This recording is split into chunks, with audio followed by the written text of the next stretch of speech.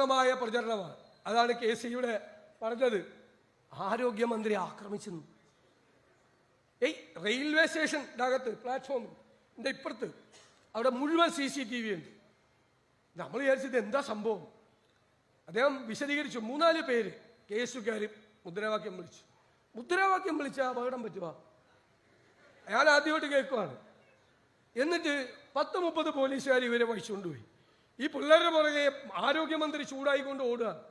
എന്നിട്ട് ഒരു കുഴപ്പമില്ല. എന്നിട്ട് അപ്പുറത്ത് പോയി നമ്മുടെ സ്പീക്കറായിട്ടൊന്ന് സംസാരിച്ചു. ശംസീർ പഴയ SFI-കാരനായി. രണ്ടുപേരും കൂടി അവിടെ നിന്നൊരു ഗൂഢാലോചന നടത്തി. വലിയ ഗൂഢാലോചനക്കാരനെ ഫോണിൽ വിളിച്ചപ്പോൾ ആര് മുഖ്യമന്ത്രി ആശുപത്രിയിൽ അഡ്മിറ്റ് ആവാൻ പറഞ്ഞു. ആശുപത്രിയിൽ പച്ചക്കള്ളമാണ്. പച്ചക്കള്ളം. ഒരു തെളിവുമില്ല. വെറുതെ ആര് നമ്മുടെ പിള്ളേര് ആരെങ്കിലും ആക്രമിക്കുക ഒന്നുമില്ല. ചുമ്മാ പ്രചരിപ്പിക്കുകയാണ്. അപ്പൊ സിമ്പതി കിട്ടാൻ വേണ്ടിയിട്ടാണ്. സിമ്പതി. എന്നിട്ട് പറഞ്ഞു എന്നെ കംപ്ലീറ്റ് ആക്രമിക്കുമെന്ന് പറഞ്ഞു. എല്ലാ മന്ത്രിമാരും കൂടി വന്നിട്ട് ഞാൻ വിട്ടാണെന്ന് പറയും പിള്ളേര്. ആരെ വീണ ജോർജിനെ ആക്രമിക്കാൻ ഞാൻ പറഞ്ഞു വിട്ടാണെന്ന് പറയും. അല്ല, ഞാൻ കുറച്ച് നാളായിട്ട് ഈ മന്ത്രിമാരാണ് എൻ്റെ PR ഞാൻ ഏൽപ്പിച്ചേക്കണം. ഈ മന്ത്രിസഭയിലെ നമുക്ക് വേണ്ടിയിട്ട് എല്ലാ ദിവസവും അവരാണ് എല്ലാ കാര്യങ്ങളും പറയുന്നത്. ഭയങ്കരമായിട്ട് സഹായിച്ചുകൊണ്ടിരിക്കുക. അത് നിർത്തണ്ട. പിന്നെ ആക്രമിക്കുമെന്നൊക്കെ പറഞ്ഞാൽ ഞാൻ പണ്ടേ പറഞ്ഞിട്ടുണ്ട്, പേടിച്ചു പോയെന്ന് പറഞ്ഞേക്കാൻ. ഏത് വഴിയിൽ പോകുമ്പോൾ അതൊന്നും വേണ്ട. ഞങ്ങൾക്കൊരു പോലീസ് പോലും വേണ്ട, ഒരു സന്നാഹം വേണ്ട. അല്ലാതെ റോഡിലൂടെ എല്ലാ കോൺഗ്രസ്സുകാരും നടക്കും, എല്ലാ UDF-കാരും നടക്കും. ഒരാൾ ഞങ്ങളെ പേടിപ്പിക്കാൻ പറയണ്ട. അക്രമം ഉണ്ടാക്കി ഈ വിഷയങ്ങളിൽ നിന്ന് ശ്രദ്ധ തിരിക്കാൻ വേണ്ടിയിട്ടുള്ള ബുദ്ധിപൂർവമായ നീക്കമാണ്. ഒരു രക്ഷയില്ലല്ലോ, അടുക്കുന്നില്ലല്ലോ. എല്ലാം തിരിഞ്ഞു കയറിക്കൊണ്ടിരിക്കുകയാണ്. എല്ലാം തിരിഞ്ഞു കയറുക. ഹൈവേ ആണ് ആഘോഷിക്കാൻ വേണ്ടി നിന്നത് ഇലക്ഷൻ കാലത്ത്.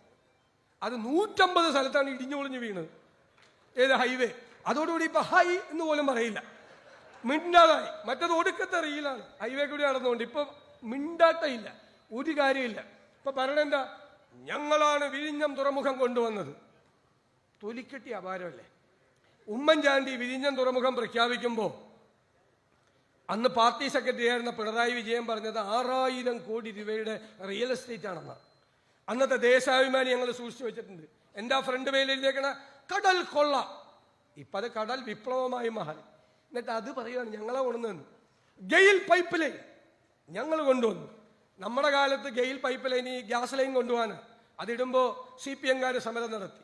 ഒരു നേതാവ് പ്രസംഗിച്ചത്, സൂക്ഷിക്കണം നിങ്ങൾ, ഗ്യാസാണല്ലോ, ഭൂമിക്കടിയിൽ ഒളിപ്പിച്ചു വെച്ച ബോംബാണ് എന്ന് പറഞ്ഞ് പേടിപ്പിച്ച ആ ആളിപ്പോൾ ഈ മന്ത്രിസഭയിൽ വ്യവസായ മന്ത്രിയായിട്ടിരിക്കുക. എന്നിട്ട് പിണറായി വിജയന്റെ തൊലിക്കട്ടി ഗെയിൽ പൈപ്പ് ലൈൻ കൊണ്ടുവന്നു. ഒരു കുന്തവും കൊണ്ടുവന്നിട്ടില്ല. കൊച്ചി മെട്രോക്കെതിരായി സമരം നടത്തി. എന്നിട്ട് ഇപ്പം മെട്രോയുടെ കാര്യം അവകാശപ്പെടുക. ഒന്നുമില്ല, ഒന്നും ചെയ്തിട്ടില്ല. കേരളത്തെ മുഴുവൻ തകർത്ത്, കേരളത്തിന്റെ ചരിത്രത്തിലില്ലാത്ത വിധം സകല രംഗങ്ങളിലും തകർത്ത് തരിപ്പണമാക്കി ചവിട്ടി മെതിച്ചിട്ടാണ് പോകുന്നത്. എനിക്ക് നിങ്ങളോട് ഒറ്റ വാക്യം പറയാനുള്ളൂ. KC വെറുതെ തന്നെ നല്ല കമ്മ്യൂണിസ്റ്റുകാരെ കാണുമ്പോൾ അങ്ങ് ചിരിച്ചോ. കാരണം എന്താ, അവർ നമുക്കാണ് വോട്ട് ചെയ്യാൻ പോണ ഈ തെരഞ്ഞെടുപ്പിൽ. നല്ല ആളുകളുണ്ട്, ഇടതുപക്ഷ സഹയാത്രികരുണ്ട്. കുറേ 3-4 പതിറ്റാണ്ടായി LDF വന്നാൽ നല്ലതാണ്, കേരളത്തിന് മാറ്റമുണ്ടാകും. അവരെ കണ്ടാൽ കെട്ടിപ്പിടിച്ചോ. കാരണം അവരെല്ലാവരും നമ്മളെക്കാൾ വാശിയിലാണ് ഇവരെ താഴെ ഇറക്കാൻ. എന്താ കവി സച്ചിദാനന്ദൻ പറഞ്ഞത്? തുടർ ഭരണം വേണ്ട. മലയാളിയുടെ പ്രിയങ്കരിയായ നോവലിസ്റ്റ് സാറ ടീച്ചർ എന്താ പറഞ്ഞത്? പിണറായി 3 അയ്യോ വേണ്ട. സാംസ്കാരിക ലോകവും കേരളവും മുഴുവൻ ഇവർക്കെതിരായി നിൽക്കുകയാണ്. മുഴുവൻ ആളുകളും, കേരളം മുഴുവൻ ഇവർക്കെതിരാണ്. നമ്മൾ ടീം UDF, ഞാൻ നിങ്ങളോട് പറയുന്നു, 100-ലധികം സീറ്റുമായി അധികാരത്തിലേക്ക് തിരിച്ചു വരും. അപ്പം എനിക്ക് ഒറ്റ ചോദ്യമുള്ളൂ. ഈ ആലപ്പുഴ KCക്ക് എത്ര വോട്ടിന് ജയിച്ചിരുന്ന സ്ഥലമാണ് ഈ ആലപ്പുഴ?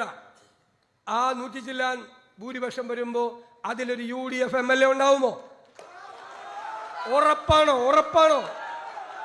ആ ഉറപ്പ് ഹൃദയത്തിൽ സ്വീകരിച്ച് ആലപ്പുഴയിലെ ഉജ്ജ്വലമായ തിരിച്ചുവരവ് ഐക്യ ജനാധിപത്യ മുന്നണിക്കുണ്ടാകും എന്ന പ്രതീക്ഷയോടുകൂടി നിങ്ങൾ നൽകിയ ഈ ആവേശോജ്വലമായ സ്വീകരണത്തിന് നന്ദി പറയാൻ വാക്കുകളില്ലാതെ ഞാൻ നിർത്തുന്നു. നമസ്കാരം.